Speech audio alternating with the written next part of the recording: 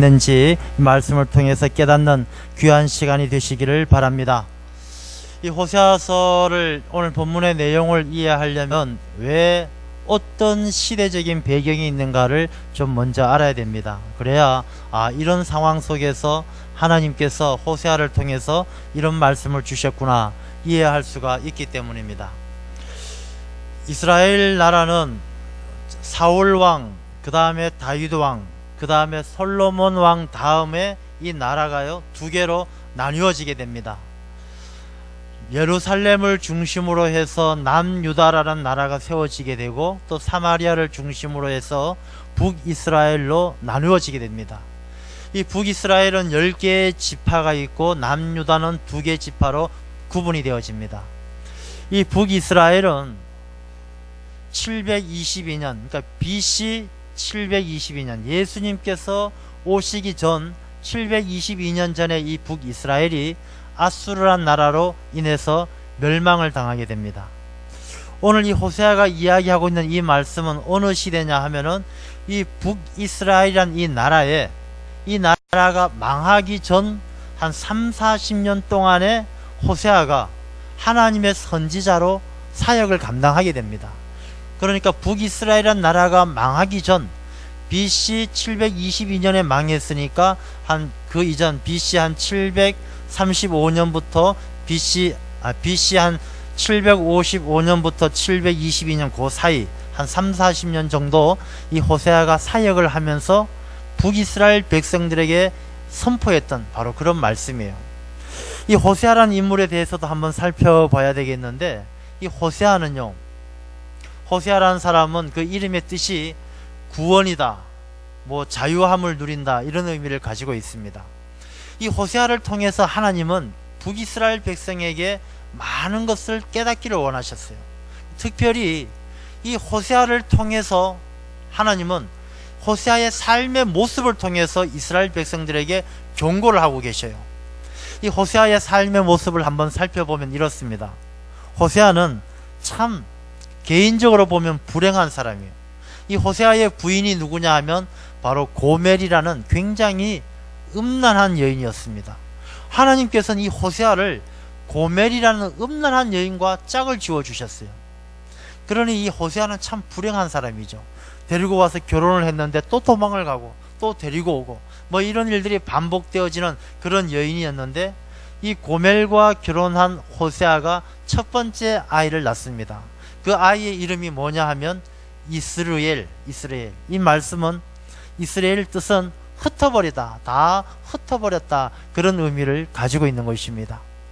그리고 두 번째 딸을 낳았는데 그 아이의 이름이 뭐냐 하면 로루하마입니다. 로루하마. 이 말씀의 뜻은 무엇인가 하니까 나는 이제 너희들을 불쌍하게 여기지 않는다, 나는 너희들을 용서하지 않겠다 이런 의미를 가지고 있습니다. 세 번째 아이를 낳았는데 그 아이의 이름이 바로 로암미입니다. 로암미. 이 로암미의 뜻은 너는 이제 더 이상 내 백성이 아니다, 나는 너희의 하나님이 아니다 이런 뜻을 가지고 있습니다.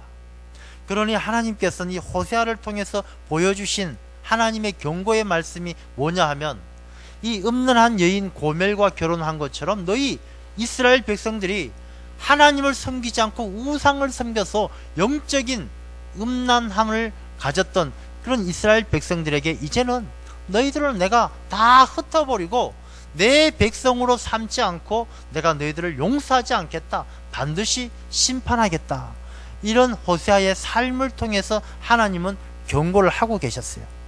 그런데 이 이스라엘 백성들은 결국 호세아의 이야기를, 하나님께서 호세아를 통해서 예언해 주신 오늘의 이 말씀을 제대로 알지 못하고 순종하지 못함으로 그 나라가 722년 BC 722년에 멸망을 당하고 말았습니다. 자, 제가 왜 이렇게 시대적인 배경을 말씀드렸느냐 하면은 우리가 살아가는 이 시대가 북이스라엘이 멸망하는 이 시대와 비슷해요. 오늘 10장 1절 말씀을 보면 이런 말씀이 있습니다. 이스라엘은 열매 맺는 무성한 포도나무라. 그 열매가 많을수록 재단을 많게 하며 그 땅이 번영할수록 주상을 아름답게 하도다. 그들이 두 마음을 품었으니 이제 벌을 받을 것이라. 이 이스라엘 백성들이 그 마지막 때에 여로보암 2세 이후에 이 나라가 얼마나 번영하는지 몰라요. 나라가 잘 되는 거예요. 농사도 잘 되고 사람들이 잘 살게 되는 것입니다. 그런데 이스라엘 백성들이 잘 사는 그때에 하나님의 은혜를 잊어버리고 제단을 쌓았다. 다른 우상을 섬기는 거예요. 잘 될수록 다른 주상을 아름답게 만들었다. 다른 우상을 섬겼던 것이에요. 잘 되면 잘 될수록 하나님의 은혜에 감사하고 기뻐해야 되는데 하나님의 은혜를 잊어버리고 우상을 섬겼다라는 것입니다. 여러분, 우리가 사는 이 시대가 바로 이 북이스라엘의 멸망기와 비슷해요. 우리가 하나님께서 우리에게 얼마나 많은 은혜를 주셨습니까? 하나님께서 우리에게 주신 은혜는요, 생각해보면 끝이 없어요. 우리가 이만큼 먹고 사는 것, 이만큼 잘된 것, 하나님의 은혜가 아닌 것이 없는데 사람들은 잘 되면 잘 될수록 우상을 찾는 거예요. 자기의 즐거움을 찾고 하나님께서 주신 그 은혜를 감사하고 있어야 될 하나님의 그 자리에 우상을 갖다 놓고 섬기는 거예요. 그 자리엔 자기의 자존심이 있는 거예요. 하나님이 있어야 될 그 자리에 자기의 자존심 때문에 자존심으로 자기의 삶을 결정하는 거예요. 하나님이 있어야 될 그 자리에 세상의 물질이 자리를 차지하고 있는 거예요. 세상만 그런 것이 아니고 교회도 마찬가지예요. 여러분, 오늘 신앙생활 하는 사람들이 두 마음을 품고 있는 사람이 얼마나 많은지 몰라요. 여러분, 곰곰이 한번 자기 자신을 돌아보십시오. 내가 모든 삶의 기준이 하나님이고 하나님을 기쁘게 하는 것만이 내 삶의 전부인가? 아니면 내가 이 자리에 나와서 예배 드리고 이럴 때는 하나님을 잘 믿는 그런 마음도 가지고 있으면서 또 한편으로는 내가 욕심을 차리고 세상의 성공을 기뻐하고 하나님보다도 세상의 즐거움을 더 기뻐하는 그런 마음, 우리가 이 두 마음을 가지고 살지 않습니까? 하나님께서는 이 두 마음을 가지고 있는 사람은 벌을 받을 것이라 하나님께서 진노하신다는 것을 말씀을 해주고 있습니다. 저는 오늘 이 본문의 말씀을 통해서 우리가 두 마음이 아니라 묵혀진 묵은 땅이 아니라 하나님을 기쁘게 할 수 있는 내 삶에 하나님이 기뻐하시는 결실이 있는 아름다운 삶의 자리로 나가서 이 북이스라엘 백성들이 하나님의 심판을 받았지만 우리는 빨리 깨닫고 회개하고 돌이켜서 하나님의 자녀되는 삶을 살아가는 우리들이 되어야 할 줄로 믿습니다. 그래서 오늘 이 본문의 말씀을 통해서 그 중에 특별히 묵은 땅을 기경하라, 이 말씀을 가지고 우리가 어떻게 살아야 하는지 말씀을 통해서 하나님의 가르침을 배우고자 합니다. 먼저요, 묵은 땅이 되어서는 안 됩니다.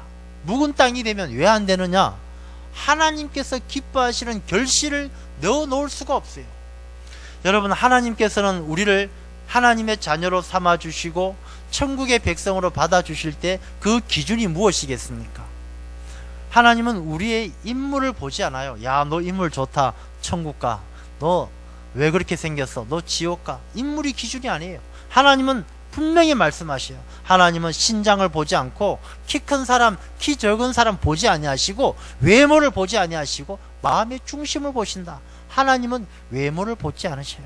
하나님께서 무엇을 보느냐 하면 그 마음의 중심을 보시는데 그 마음의 중심이 묵은 땅이 되어서는 안 된다는 거예요.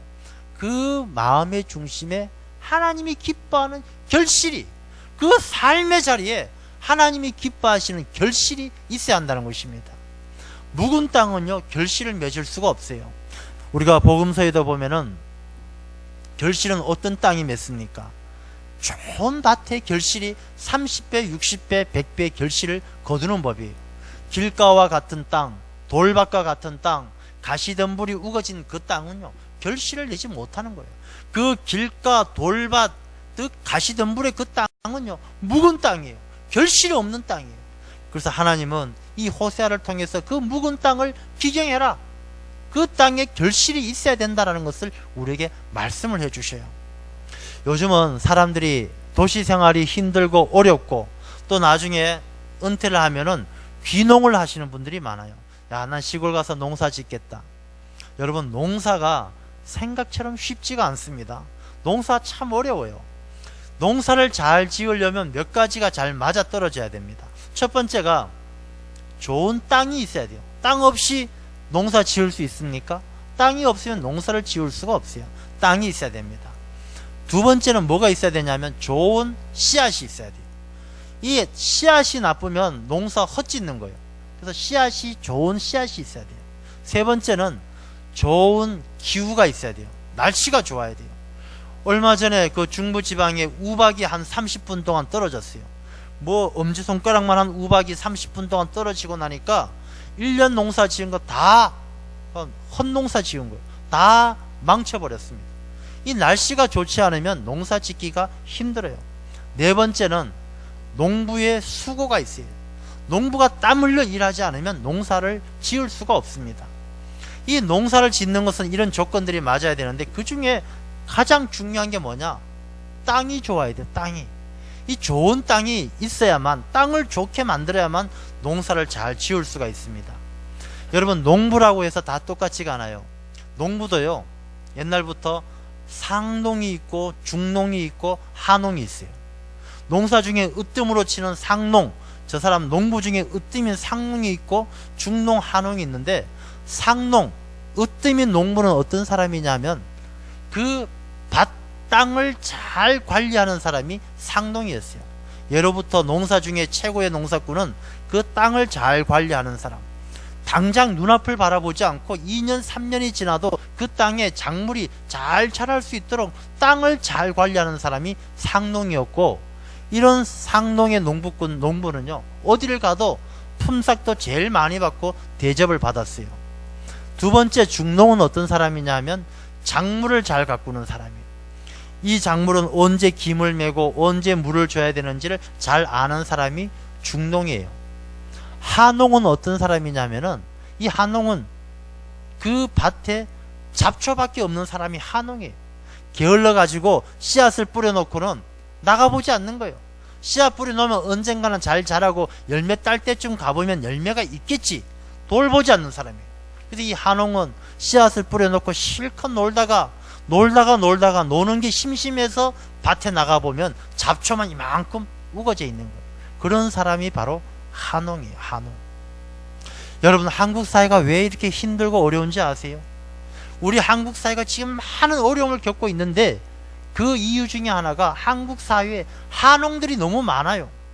자기가 밭을 일구고 자기가 작물을 잘 키워서 그 결실을 따야 되는데 수고하지 않고 일하지 않고 남의 열매를 뺏어서 자기 욕심을 채우려는 사람이 너무 많기 때문에 우리 한국 사회가 큰 어려움을 당하는 것입니다. 세월호 사고가 생기고 나서 우리나라에 신조어, 새로 생긴 말 가운데 그런 말이 있어요. 해피야. 해피야가 뭔지 아세요? 해피야, 관피야, 법피야, 이런 말이 있어요. 해피야는요, 해양수산부 플러스 마피아, 관피아는 관료 플러스 마피아, 법피아는 법조계 플러스 마피아, 이런 의미를 갖고 있어요. 마피아가 뭡니까? 마피아는요, 이탈리아 시칠리 섬에서 생겨난 조직폭력배 깡패들이에요. 깡패들. 이 마피아는 자기들은 일하지 않고 남이 돈 벌어놓은 것 총으로 쏘고 빼앗고 훔치는 것이 바로 마피아예요. 우리 한국 사회에 많은 사람들이 자기가 어떤 출신 성분이다, 내가 어디 출신이다, 법조계 출신이다, 관료 출신이다, 그 배경을 일삼아서 다른데 남이 밭 깔고 농사 지어놓은 그런 땅에 가가지고 그 열매를 빼앗는 거예요. 열매를 훔쳐먹는 거예요. 자기 욕심을 채우는 거예요. 이런 한홍들이 많으니까 이 한국 사회가 어려운 거예요. 한국 교회가 왜 어려운지 아세요? 하교인이 많아요. 교인도 다 똑같은 교인이 아니에요. 상교인, 중교인, 하교인이 있어요. 상교인은 어떤 사람이냐? 이 농사가 밭을 잘 관리하는 것처럼 하나님 나라를 위해서 정말로 충성하고 헌신하는 사람, 그런 사람은 상교인이에요. 중교인은 자기밖에 모르는 사람, 야 뭐 나만 열심히 하고 나만 잘하면 되지, 뺀질뺀질 자기 혼자만 잘하고 자기 혼자만 최고인 줄로 아는 사람, 중교인이에요. 하교인은 어떤 사람이냐? 게을러서 봉사할 줄 모르고 다른 사람 눈치 봐서 요리 피하고 조리 피하고 교회에 잡초만 자꾸 만들어 내는 것처럼 문제만 만드는 사람, 남을 험담하고 싸움하고 비웃고 험담하는 사람, 이런 사람들은 하교인이에요. 여러분, 우리가 어디에 서 있는지 잘 알아야 돼요. 우리가 상교인이 되고 상농이 되어서 우리의 삶의 밭을, 내 마음의 밭을 잘 가꾸어야 우리의 삶에도 풍성한 결실이 있다라는 것입니다. 그래서 이 호세아는요, 그 묵은 땅을 기경하라, 그렇게 말씀을 하고 있는 거예요. 자, 우리가 묵은 땅을 어떻게 기경하는지 생각해 보겠습니다. 묵은 땅, 못 쓰는 땅, 길가와 같고 돌밭과 같고 가시덤불이 많은 그 땅을 우리가 좋은 밭으로 만들어서 결실을 얻게 하기 위해서는요, 첫 번째 그 땅에 물기를 내야 돼요. 물이 있어야, 이 땅에 물이 없으면 그 땅은 죽은 땅이에요. 생명수가 있어야 되는 거예요. 어제 정도전을 보니까 이성계가 그런 이야기를 하더군요. 우리 도읍을 새로 옮겨야 되는데 그 도읍 중에 좋은 땅이 있다. 그 땅 가운데는 물길이 있어서 좋은 물이 흐르고 땅이 넓고 평평하니까 도시로, 수도로서, 서울로서 적합하다 해서 천도를 하는데 거기가 바로 한양이에요. 우리 서울이죠. 지금의 서울입니다. 이 가운데 한강이 흐르고 얼마나 땅이 좋습니까? 여러분, 세계 대도시를 어디 가보면요, 다 그 가운데는 강이 흐르는 곳. 물이 없으면 좋은 땅이 될 수가 없고, 물이 없으면 사람이 살 수가 없는 거예요. 여러분, 우리가 살아가는 인생이 척박하세요? 내가 사는 게 너무 힘들고 먼지만 풀썩풀썩 일어나고 내 삶이 메마르다라고 생각한다면 이유가 있습니다. 무슨 이유냐? 내 안에 물길이 없어요. 내 안에 생명수가 흐르는 물길이 없어요. 여러분, 우리의 심령 가운데 묵은 땅과 같은 우리의 심령이 살아나기 위해서, 기경하기 위해서는요, 내 안에 예수 그리스도의 생명수가 흐르는 물길을 내야 되는데, 그 물길은 어떻게 내느냐? 예수 그리스도의 십자가를 가지고 쟁기로 삼고 내 마음의 밭을 갈아야 되는 거예요. 예수 그리스도의 십자가를 생각하면서, 주님을 내 마음속에 깊이 생각하면서 주님의 그 십자가와 그 보혈과 주님의 고난을 늘 묵상하는 가운데 그 주님의 십자가가 내 굳어버린 심령을 긁어내야 되는 거예요. 갈아엎어야만 내 마음속에 주님의 보혈이 흐르고 생명수가 흐를 때에 내 묵은 심령이 새로워지게 될 줄로 믿습니다. 우리 주님을 늘 깊이 생각하셔야 돼요. 주님을 생각하는 게 부활절이나 성탄절이나 고난주간에 잠깐 생각하고 우리가 잊어버리고 사는 시간들이 얼마나 많습니까? 그러니 우리의 마음이 묵은 땅처럼 딱딱하고 먼지만 풀풀 나는 거예요. 내가 예수 그리스도를, 십자가를, 주님의 십자가를 깊이 생각하고 그 십자가를 쟁기로 삼고, 아, 주님이 나를 위해 십자가를 지셨구나, 주님께서 나를 위해 보혈을 흘리셨구나, 우리가 그 은혜에 감사하고 기뻐할 때 그 은혜의 담비가 물길을 따라서 우리의 삶을, 묵은 땅을 기경하고 새롭게 만들어 주실 줄로 믿습니다. 우리가 주님을 먼저 깊이 생각해야 내 묵은 땅이 기경되어지는 거예요. 그리고 이 묵은 땅에는요, 키우지 않아도 잡초가 얼마나 많이 자라는지 몰라요. 잡초 막 숲이 우거지는 거예요. 가시덤불, 오늘 본문에 나오는 것처럼 가시와 찔레, 독초 자라나는 거예요. 이 땅을 묵혀 놓으면요, 누가 돌을 갖다 놓지 않았는데도 몇 년 지나서 가보면 그 안에 돌덩어리들이 굴러다녀요. 왜냐하면 이 묵은 땅은요, 땅이 딱딱해지면서 돌이 흙이 되어지고 돌이 굴러 들어오고 그 땅이 못 쓰게 되는 거예요. 여러분, 사람의 마음은요, 가꾸지 않으면 가시덤불이, 찔레가 나오고 가시덤불이 나와서 돌들이 굴러와서 그 땅은 못 쓰게 되는 거예요. 여러분, 우리 마음도 마찬가지예요. 여러분, 내 마음을 가만히 그냥 다른 사람들하고 관계를 끊고 나 혼자만 있으면 내 마음에 기쁨이 충만하고 감사가 충만하겠습니까? 아니면 내 마음에 불평불만이 가득 차겠습니까? 사람은 가만히 혼자 두면요, 불평불만이 가득 차는 거예요. 우리가 가끔 뉴스를 보지 않습니까? 어떤 청년이, 어떤 사람이 묻지마 살인 사건을 저질러서 길 가는 사람을 죽였다, 뭐 큰 사건을 일으켰다. 그 사람을 살펴보니까 몇 년 동안 세상과 인연을 끊고 집안에서 틀어박혀 가지고 혼자만 살던 단절된 사람이었다. 그런 뉴스 보지 않습니까?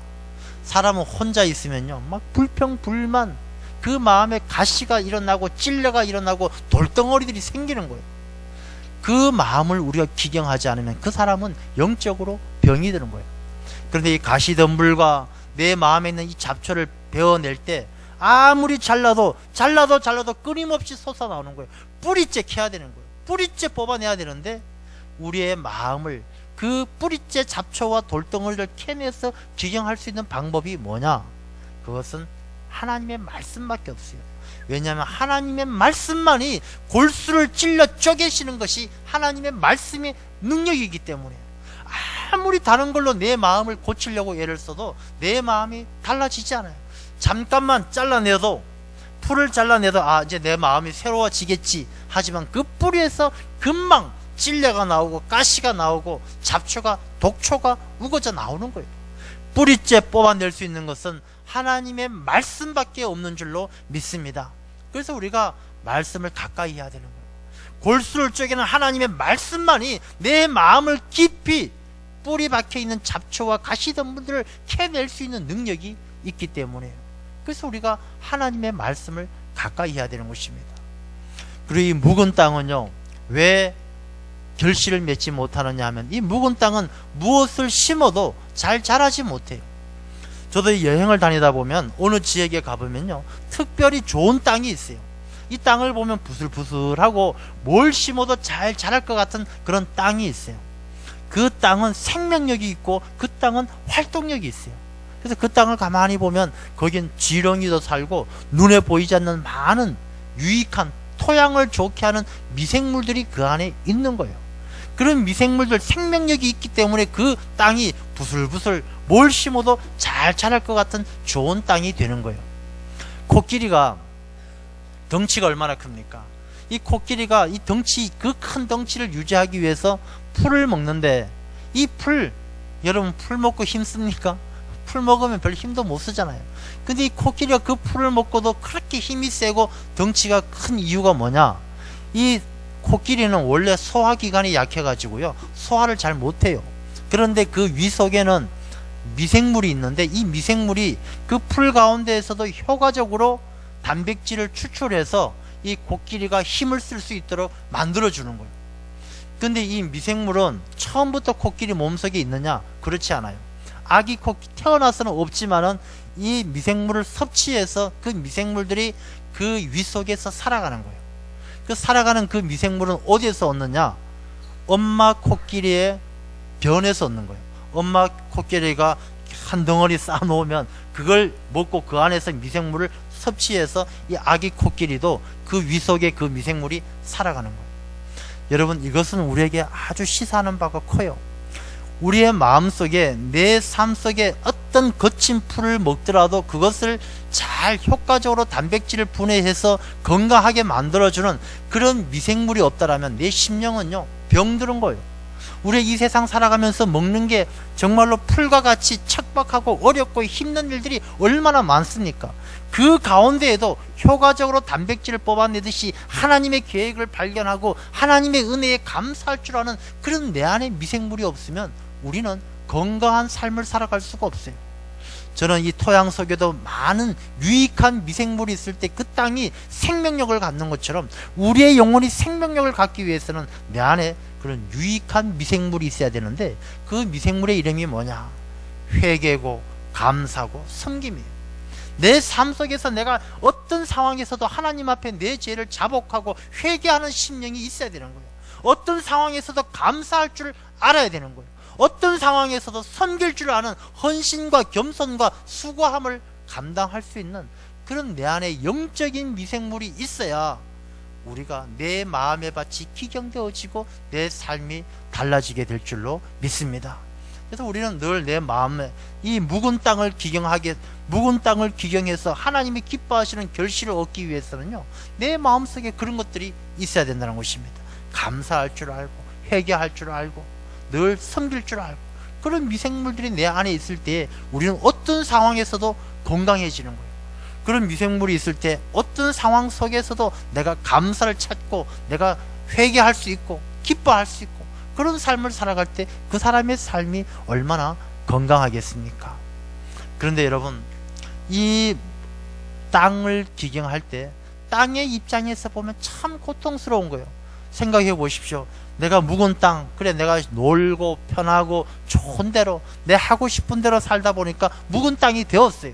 근데 묵은 땅이 되었는데 자꾸 누가 와서 예수님의 십자가로 와서 자꾸 땅을 쟁기 갈듯이 내 마음을 후벼 파면은 땅의 입장에선 힘든 거예요.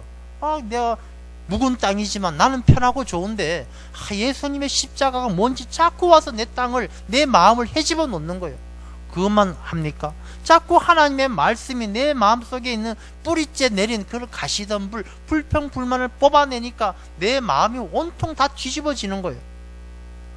내 마음이 힘들고 어렵지만은 그 어렵고 힘든 삶 속에 그 기경되어지면 그 다음에 어떤 역사가 일어납니까? 그 땅에는요, 새로운 씨앗이 심겨지는 거예요. 좋은 종자가 심겨지고 하나님의 공의가 심겨지고 하나님의 인애로움이 심겨지면 그 땅에는 놀라운 역사가 일어나는 거예요. 그 결실이 하나님의 자비로움과 하나님의 공의로움과 하나님의 인애하심이 그 삶 속에 풍성한 결실로 하나님을 기쁘게 하는 삶이 되어진다는 것입니다. 초대교회 교인들이 바로 그런 교인들이었어요. 초대교회 교인들이 뭘 알았겠습니까? 그러나 그들이 마가의 다락방에서 성령께서 간섭하심을 경험하고 나서는 그들의 묵은 땅이 기경되어지는 거예요. 그들은요, 집과 밭을 다 팔아가지고 서로 통용하면서 없는 사람을 도와주면서 있는 모든 것을 나누면서 공동체를 이루어가는 거예요. 그냥 내가 가지고 있는 두 마음으로 조금 나누어 주는 것이 아니라 자기의 집과 밭을 팔아서 그 묵은 삶의 자리를 다 뒤집어 엎는 거예요. 모이기에 힘써라, 어쩌다 시간 날 때 모이는 게 아니고 모든 것을 다 뒤로 하고 하나님을 제일 우선으로 두고 모이는데 목숨을 걸고 모이는 거예요.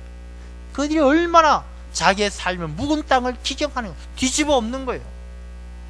여러분, 교회가 정말로 어려울 때는요, 핍박받고 억압받을 때가 아니었습니다.